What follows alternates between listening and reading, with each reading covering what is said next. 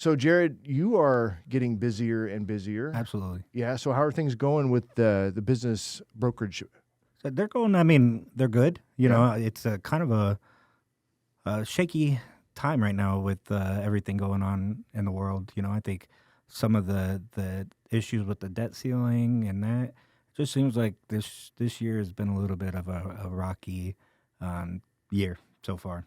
Well, and whenever you have difficulty, there's always opportunity, Absolutely. right? Yep. So, what's hot in the business buying and selling industry nowadays? I mean, it seems like IT firms, you know, are really hot. You know, For buying or selling? for both. Jinx. Both. You know, they either way. You know, easy to find buyers for it. Easy to find. You know, if I can get a seller. Interesting. Why is that? Just because, you know, everything's needing cloud. Everything is, you know, every business needs some type of IT if you think about it. You Didn't know, the tech industry just like lay off a bunch of people from that, or is that a different part of the tech world? I'm not really sure about that one. I don't yeah. either. So, are you talking IT for small to medium businesses? Yeah, depending, Oh, you know, just the variance, you know, you talking, you know, IT technology, the managed services, you know, who manage, you know, like cloud-based services or, you know, the computers for like hotels, that kind of thing. If you think about a lot of these businesses all use, you know, some form of technology in their processes. And so usually if they're somewhat of a large or small business, you know, in that $1 million, you know, they're needing some type of IT. Yep. You know, so there's Who are you going to call when your there's computer always an IT, breaks? you know, so your choices are usually a large IT company or your small mom and pops here locally. And so, Well, and the big thing that I think, like for my company, that I don't even really understand all of the IT stuff Exactly. that I may need.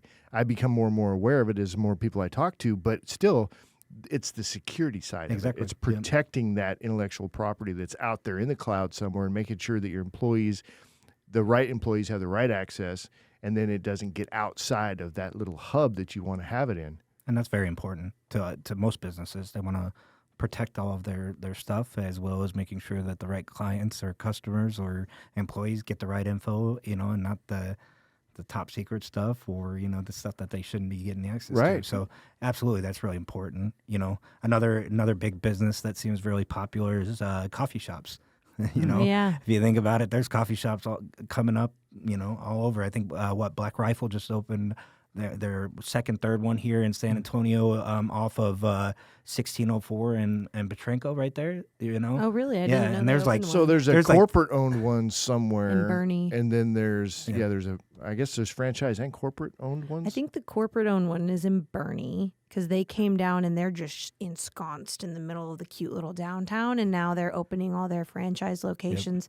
When I was there for a meeting the other day, I saw like some of the corporate like executives come in, and they were In seeing Bernie or how- here? No, here in San Bitters? Antonio. So for those of you who don't know, Black Rifle is like all of our networking go-to stop Yeah. to have meetings at. It's basically where all of us get together. We're on a to first-name talk. basis over there Yeah, now. I They think they should they know know us. everybody that goes there. Yeah, No, the they owners just should know me. definitely Yeah. get plugged That into hurt my this. feelings. I thought I was special. Well, and everybody You know. goes there too. And Yeah, I think just I think kinda it ties being together, yeah. Military City USA also Mhm. helps with Black Rifle because you know, for me being a veteran, that's one of the biggest things that I love about Black Rifle is Great it being vibe. veteran, you know, and so I want to support local veteran, you know, and I'd much rather go there than, you know, a national brand like Starbucks. You know, I love Starbucks, but I would play Black Rifle any day over Starbucks. just Yeah, they're right because, across the street. You know, I love veteran. Yeah, they're literally like two restaurants or two buildings down if you Yep. go, you know, at that one. I mean, and same with the one off of Petrenko. There's one literally right across the street from there. What is that business? I can't remember what. It's like similar businesses that attract the same kind Yeah. of client. It's why McDonald's and Yeah. Taco Bell Burger are always King. next to each other. It's because it, to a certain extent, until it's oversaturated, But if you it ever drives go, your customer they're base always up. busy. Every coffee shop's always busy. I don't, you The know, ones with drive-thrus, you know, at least. they're always, you know. Yeah, people want their everyone's iced coffee you know. macchiatos. I still can't get over iced coffee. I'm not a, you know. Well, I that's You don't can't do okay. iced coffee? I don't do iced coffee. I feel like it's. I don't know. I have to have. I drink is it I too have to fast have 'cause warm it coffee. feels I like know, a drink. but This is I have. Texas, Maybe dude. it's the military in me. You know, I have to have warm coffee. I'm like, cold coffee just feels weird to me. It's the 10 words a title. Like, I want the super tall da da da da da da da da da da da da over ice, add caramel. Like, that's where I I get draw lost. the I line. know, right? But that's the thing. Intimidating. I feel like, I think people romanticize starting up these little coffee shops, do. and Yes. they think it's so great, but they don't really think about the cost. I met some people at Launch San Antonio, help small businesses get started. They have a thing every month that's 1,000,000 cups, and you go and brainstorm, right? Yeah, I've been there. And I met someone wanting to start a coffee shop, but what they didn't really realize is, it costs probably around, even if you want to just start a truck, you're talking $30,000 to $70,000 just to get the ball rolling. I'll give you on- I'll give you another good example though. And this might be a plug for somebody. I have my wife has a friend. My kids, are friends with them. They opened a coffee shop in Lacoste. I don't know if you know where Lacoste is. Yeah. It's in between Castroville and Lytle, and it's a little town. I mean, and it's not the most rich town, or it's a little rundown town. And they opened a coffee shop up there. And when I first heard they were going to open up a coffee shop there, I was like, man, that's probably a bad spot for a coffee shop, because there's just nothing there. And I mean, if you've got 90 on one side and 35 on the other side, and so people People that are come just through there, zooming by, how are they going to get customers? It's out of the way. It doesn't seem like man, every time I drive by there, it's always busy too, and I'm Good for like, them. I know exactly. I mean, and they do have great service. It's called Schultz, so if anybody wants to go check it out, I'll throw that out there for them. But it's a great coffee place. But it's in a little out of the area, but it's a great spot for There's it's still definitely busy. demand for the industry, but I think people really do underestimate the amount of work it takes to start one from scratch, Absolutely. which is why buying into a franchise or buying into an existing business that already has a customer base can be such a great solution. And that brings, that comes to the next point, and that's where buying a business is great. And the biggest issue that I've been seeing this year is that the buyers have been very cautious on what they're buying. They almost want sure things. You know what I mean? And that's sometimes very hard. And of course, when I'm dealing with some of my businesses that I am selling, they're not necessarily sure things. They may be a little bit more riskier. They may be a little bit more, running, at risk of failing. But with the right business owner, they could turn it around. I mean, I'm sure you understand that as a business coach, right, Heather? Yeah. And I think, there's no guarantee on anything, especially in business. There's always going to be a risk. But I heard something this weekend, and it was basically like, there's limitless opportunity when you can see and be creative to find a solution. So it's not so much about being guaranteed anything. It's more seeing the potential in making a difference, solving a problem, and putting a plan of action in place. And I'll put another example. I've got a business that I have listed for sale right now. It's a education tutoring learning facility. And the guy, I don't think he was really knowledgeable about. This wasn't his initial industry, and so he opened up one facility. It was doing great, so he decided to open up a second one. And I think he got a little overwhelmed, and so that second one, although it makes decent revenue, I think it's somewhere around $400,000. It's not performing well, and so the guy wants to get rid of it, because of that, and he just wants to focus on his one because he's a little bit older and that, and so he's selling it for steal, in my opinion. He's only selling it for $25,000. You're right. Now is it a risk? Absolutely, because the business isn't necessarily performing that well. But if you get the right manager there, it's already making $400,000 in revenue. Is the lease? The lease is definitely an issue. It's a very high lease, and I think once that lease ends, and I think it's August or October, I think they'd be a little bit better off with the lease because it's really expensive. But it's a great opportunity for somebody to get into something that's already established, that's already got FF&E, furniture, equipment already there, already got people established, everything's already there, and try to help turn it around. But people aren't wanting to take that risk, and that's what right now. That's what is creating a lot of that issue right now. It's just a numbers game, right? I right, mean, I have a lot of questions. I don't want to get into the weeds, but 'cause I love this, the acquisitions of businesses. Yeah. It's an area that I have a lot of interest in. I don't want to break that down too much, but as far as what's hot now, did you talked about commercial insurance is something that is trending? Or I mean, it's an commercial opportunity?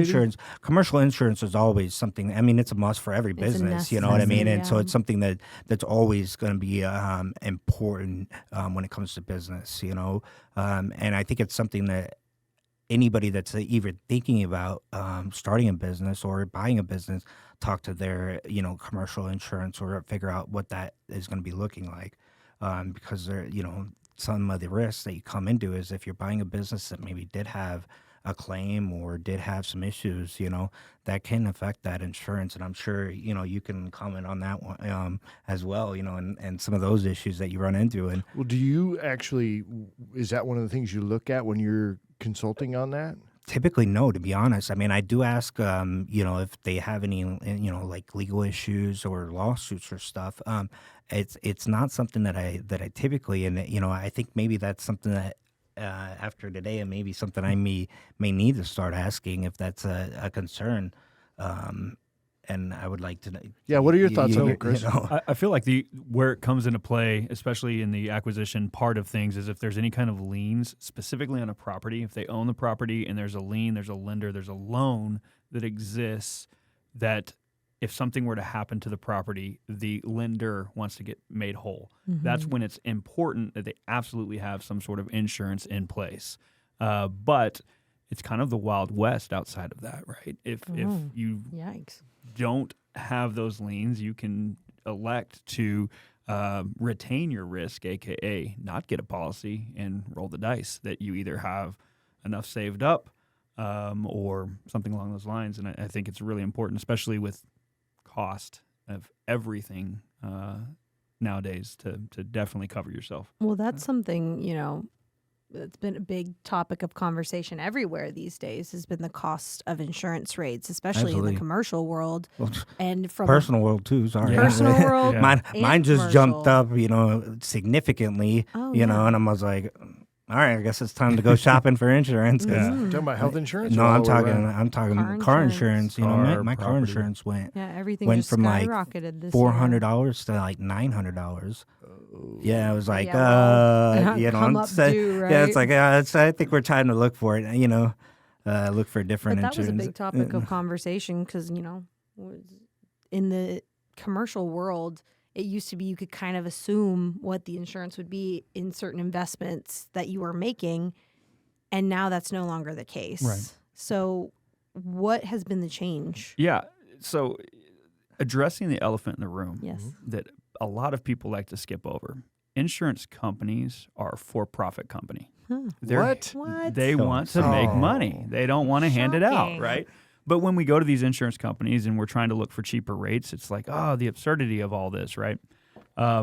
These insurance companies will never take a loss. And if they do, they're very gracious in passing it along. Yeah. Yeah. You've seen that with to the USA. client. Absolutely. So what we've seen though through COVID and through that barge that got stuck, that was yeah. costing like what, $1 Couple billion. years I ago. forgot about Oh. that. You know, I saw and memes on that. Yeah. lumber prices went skyrocketing because of that. Used cars. My wife bought a car in 2016, brand new Mazda 6. It was like $12,000. Fast forward to 2021, we went to sell it and could get $19,000 for it. That's crazy. Now, you're an insurance company and you wrote a policy for a $12,000 car that it now totals out and is $19,000. And you're paying that out but you didn't adjust the cost of the insurance. Now you're losing money. So when this happens large scale, and that's only one small instance of it, right? Building houses. We have this housing boom that happened during COVID, and houses were shooting up and people were buying properties left and right, and the insurance was stepping in and insuring these things. And then because the housing boom was going on, individuals were paying $50,000 over asking price, artificially inflating the market around them, right? And now making insurance costs go up. But if that property burned down before the annual review of the insurance company, they lost money again. So now we're in this circumstance for the last 2 or 3 years. The insurance has struggled. The insurance companies have struggled financially, and they're passing that along. Yeah, through the car insurance, apparently. Through car every, insurance, yeah. Because everybody commercial has to have insurance, all car the insurance, right? insurance. This is kind of what we're seeing. Yeah. Wow. Well, So in that case, part of the due diligence, I would imagine, in purchasing even a business, because there's the physical side of the insurance, but I think a big piece of commercial insurance is more to do with the non-physical side, right? It's the protection from liability. Right. We live in a very litigious society, right? So where does that come in play? I mean, yeah, absolutely. If I asked you what number to call if you get hit by a vehicle, what do we say here in San Antonio? 911. No, Call I don't- force. 4. Yeah. Right. 444. Don't call 911. Or What if a you want great the- marketing Oh strategy. yeah, we all just like put our 4 fingers up. I call the hammer. Right. The Call the Texas hammer. Hammer. Texas or That's what I grew up with in Thomas J. Dallas. Henry, you know, Yep. the name you can trust. They're out there, and these are really successful organizations. The Law Guns are another one. But then you have tons of lawyers that are getting started, or there may be medium practice that are doing the exact same thing. The number one thing is if you own a business and there's any kind of liability or injury or damage or anything like that, they're going after the business first and foremost. And if you have not set aside the money to cover that, which we have a personal story on that myself, it turns around and bites you. Absolutely. So, Jerrod, when it comes to, so you mentioned coffee shops, right? Yeah. Is like real big now. What else is big now? IT, you know, you said. IT. What else? Ooh. That's a difficult. I guess maybe automotive too. You know, like mechanical. Automotive industry is obviously still always Like Midas? you know, right? or you Like know, a just franchise? either way, or your mom and pop places. You know, if they're making the biggest thing is making sure that they have a good what we call an SDE or seller's discretionary earnings. You know, if they have good seller discretionary earnings, then you're going to get interest. From buyers. Because the stronger that is, the stronger they're going to believe in the safety net, that the company has. And so that's where that comes in. So companies that are typically, either not doing well or, just getting started, that doesn't necessarily have that much time to prove that number, those are the ones that struggle the most. So are we seeing mostly, or are you saying, not we, it's mostly businesses that are struggling and they want to sell to get out, and that's the reason they're selling? Or is it more people trying to retire out of business? It's about 50-50, I would say. So I get about 50 of the struggling, trying to find just some type of, reach to get out of it, the hole that they have dug themselves at. And the other one is, that they're retired, they're retired. They don't have anybody to hand the business off to, and they just want to be done with it. So. Well, let's talk about the struggling one for a minute, because from a perspective maybe of more predatory buying, Yep. right, where they're going to come in, they're going to lowball, but they're going to make their money back. So walk me through a scenario there where you've got somebody who is struggling. They don't know what they're doing, right? They didn't do the right things, or they didn't understand what they're getting into. And then you have somebody who does know this type of industry. What does that look like? So, I mean, it all depends. It's all. That's man. You guys are coming with the difficult questions. Yeah, I don't want to put you on the spot, but It's but it's everybody's out there, right? It's a real everybody's thing. different, and so the problem is that typically what I've seen is that if their numbers are not there, as far as you're not going to get the interest, from a buyer. And that's what I'm seeing. It's not really people wanting to take advantage or even of them, because they don't want to invest in it. Well, I don't know if it's taking advantage So as I would- opposed to just lowballing Or the offer. they don't even want to put an offer. I would call Well, it, why? how do Yeah, we that's- create like a win-win situation here? Because if you think of it on the real estate side, right, are all of us looking to invest in real estate that's already remodeled, flipped, and ready to go? No. Right. We're looking for places where we can add our own sweat equity value and then see the return on the other end. So where do those buyers exist that are coming to flip businesses, basically? Right. But yeah, there may we not need be that There's not a Marcus market for that Lamone. right now. We need the Marcus Lamone. I don't know if you've ever seen The Prophet. I love that show. I highly recommend it. If you've never seen The Prophet, it's a Marcus Lamone, if you don't know. Do you know who Lamar? I do not. Oh. So he's the owner of Camp World. He took over at Camp World, the CEO, and he goes around and he finds struggling business owners, Yeah. and puts his own money up and tries to turn around the business. Now, obviously, he takes a part of the profit, and but he does there's a whole, he's been doing this for years now. Yeah. And there's I a love whole, that kind of business. there's Yeah, a it's a whole show. win-win. There's a whole show on it. But the problem is that you have to find the investor that's willing to put that in. But somebody like Marcus Limon, he's willing to actually put the sweat equity in, where right now it's just, it feels like a lot of the buyers are not wanting to put in a lot of that sweat equity, and that's what we're struggling with. And it feels like it's more because of the current market right now that they're not wanting to necessarily put into that, because they're afraid that how rocky this is,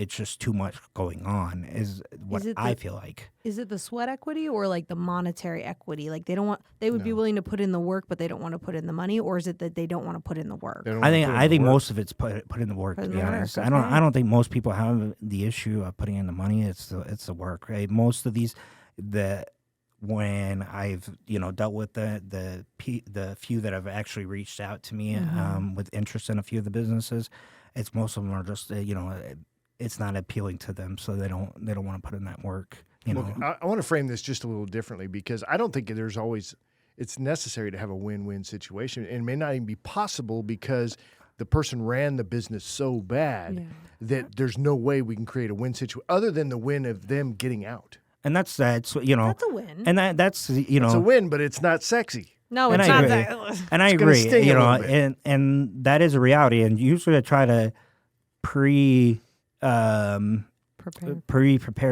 those sellers into that. Yeah.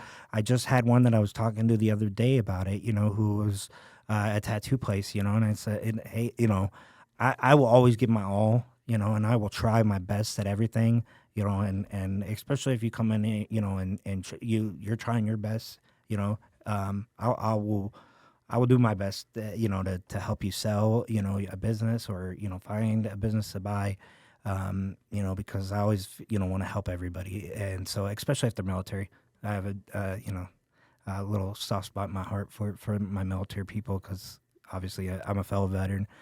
So usually if they're military, then I go kind of a little bit above and beyond to try to do my best. But, like that situation, I was just like, listen, man, I don't know, if this is going to be viable, to sell, just because the age that they have been operating, they haven't really been operating in a positive light, and that kind of thing.